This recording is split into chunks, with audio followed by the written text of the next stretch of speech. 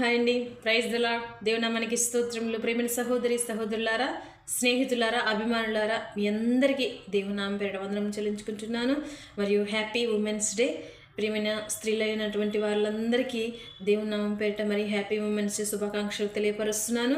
దేవుడు మరి ఈ యొక్క బైబిల్ గ్రంథంలో చూసుకున్నట్టయితే మరి ఈ యొక్క స్త్రీల దినము కనుక, ఈరోజు స్త్రీల రోజు కనుక, మరి బైబిల్లో చాలామంది స్త్రీల గురించి దేవుడు మనకు తెలియపరుచున్నారండి. వారందరూ దేవుని స్తుతిస్తూ వారి కుటుంబాన్ని కట్టుకుంటూ దేవుని నామాన్ని ప్రకటిస్తూ వారి కుటుంబాన్ని దీవించబడి ఉన్నారు. అటు రీతిగా మనము కూడా దీవించబడాలి. అటు రీతిగా దేవుని పోలి మనము నడుచుకోవాలి. అదే దేవుని యొక్క ప్రణాళిక, దేవుని యొక్క చిత్తం. కనుక ఒక్కసారి జ్ఞాపకం చేసుకున్నాం, అసలు స్త్రీ ఎలా వచ్చినది. ఆ యొక్క ఆదాము ద్వారా మరి పురుషుడు మొదటగా పురుషుని సృష్టించి తర్వాత స్త్రీని సృష్టించడం జరిగి ఉన్నది.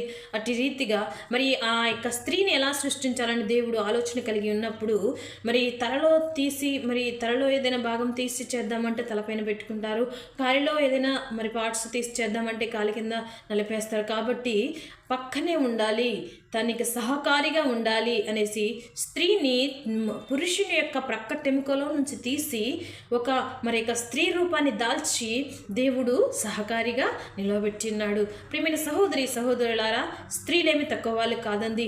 స్త్రీల ద్వారా అనేకమైన గొప్ప కార్యములు జరుగుతున్నాయి. ఈ ప్రపంచంనే మరి రాజ్యాన్ని జయించగల గొప్ప శక్తిని దేవుడు అనుగ్రహించి ఉన్నాడు.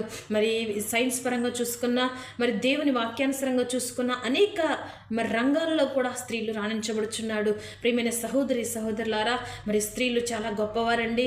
ఒక్కసారి జ్ఞాపకం చేసుకుని, మొదటిగా స్త్రీకి ఓపిక, సహనము, నిదానము, నెమ్మది ఉండాలండి. ప్రార్థన జీవితం కూడా ఉండాలండి. ఉంటే అప్పుడు నీ కుటుంబం కట్టబడుతుంటుంది. ప్రియమైన సహోదరి సహోదరులారా, ఒక్కసారి జ్ఞాపకం చేసుకుందాం దేవుని వాక్యాన్ని. మరి ఇక్కడ మరి సమరయ స్త్రీని గురించి జ్ఞాపకం చేసుకుందాం ఈ దినం. మరి సమరయ స్త్రీ ఎవరంటే ఆ యొక్క యాకోబు బావి దగ్గర నీళ్లు చేదుకునేటువంటి స్త్రీ గురించి దేవుడు మనతో మాట్లాడుచున్నాడు.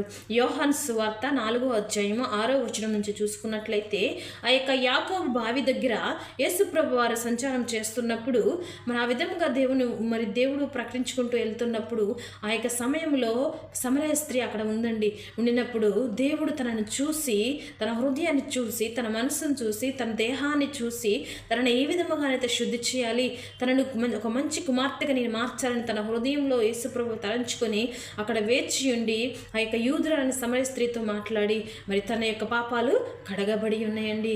మరి నాకు దాహం వేస్తున్న నీళ్ళు ఇస్తావా అంటే, నీళ్ళు చాలా లోతుగా ఉన్నది. మరి చేదుకున్నట్టుకు మరి దాహమును తీర్చడానికి తాడు కూడా లేదు. మరి ఎలా నేను చేదాలి అంత లోతు నుంచి?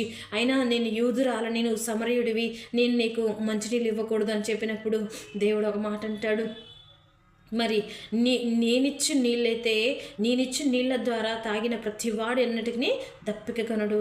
కాబట్టి మరి ఆ యొక్క దాహం, ఈ నీళ్లు ఈ లోకానుసారంగా శరీరానికి సంబంధించినవి, కానీ నేనిచ్చిన నీళ్ళు తాగువాడు ఎన్నటికీ దప్పిక కొనడు అనేసి తాను చేసిన తప్పిదముల గురించి దేవుడు కొన్ని విషయాలు మాట్లాడినప్పుడు తను ఒప్పుకొని విడిచిపెట్టి, అయ్యా నీవు ప్రవక్తవి, నువ్వు దేవుడవు అనేసి వెంటనే తన దేవుని యొక్క పాదాలపైన పడి గోజాడుకొని వేడుకొని, నన్ను క్షమించి ప్రభువా, ఇంతకాలం కొన్ని తప్పిదములు చేసి వేడుకున్న వెంటనే దేవుడు తనను క్షమించి గొప్ప సాక్షిగా, స్వార్థికురాలుగా దేవుడు చేసి ఉన్నాడు. ప్రియమైన సహోదరి సహోదరులారా, మరి ఎవరైనా చెడ్డ కార్యములు చేసేవారు ఉన్నారు అంటే వారిని మీరు దూషించొద్దండి, వారిని చూసి నువ్వు మచ్చరపడొద్దండి. దేవుడు ఒక మాట అంటాడు, చెడు కార్యములు చేసి చెడ్డవారిని చేసి నువ్వు వ్యసనపడకము, దుష్కార్యములు చేయవని చూసి నీవు మచ్చరపడకము అంటున్నాడు.